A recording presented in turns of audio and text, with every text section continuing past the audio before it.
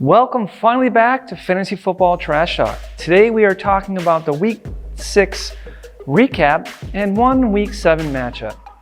Oh, and how about how luck plays a role in fantasy football? That's for sure. So buckle up and get ready. We're about to get into it.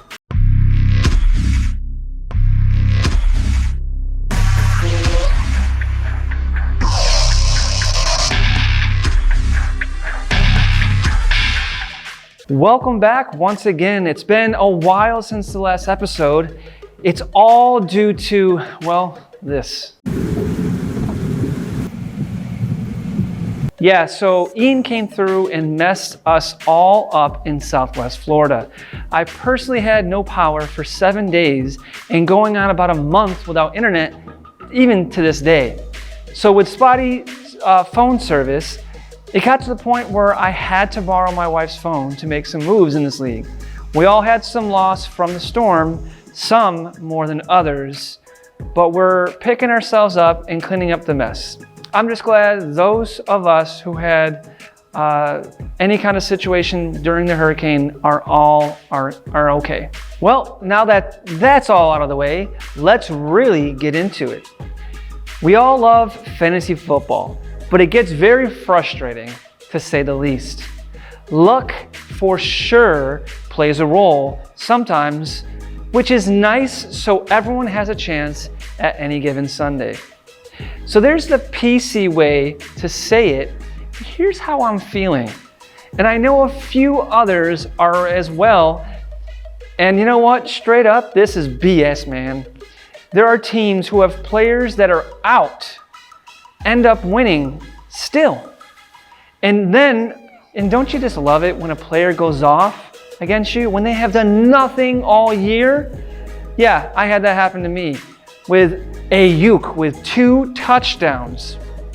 Never did anything. Pittman Jr. with 134 yards. I can understand Pittman Jr., but Ayuk, come on, man. And this happens to all of us.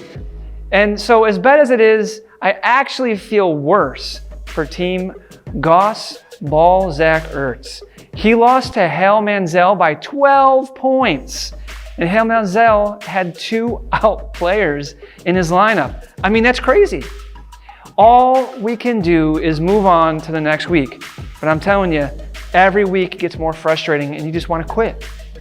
But keep it going, we'll get through this. My only grace is that Buffalo beat those Chiefs and we're 5-1. Let's go Buffalo. Okay, so let's talk water bet. Way back, I bet Team Coca that the Bills would win over the Dolphins.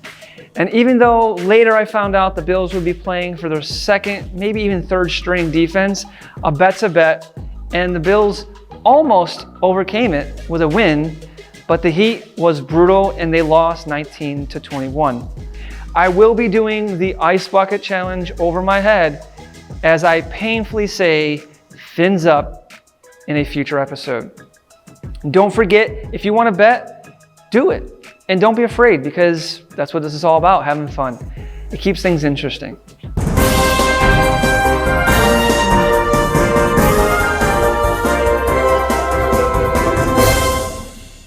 We have another water bet. We have Rum Drinkers against me, who is 0-2 for the water bets. But the water bet is Rum Drinkers is going to win or I will win. The loser will have to do the Ice Bucket Challenge. All right, now we're gonna go to Week 7 matchups.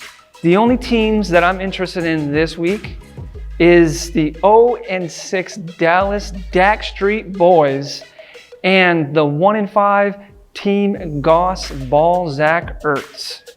The good news is one of these teams are going to get a win, which I'm jealous, quite frankly, at this point. Both teams are unlucky and had really tough breaks for various reasons. May the best team, or should I say the more lucky team, win. That's all I have this week. Good luck. And remember, if your team sucks, it's only your fault.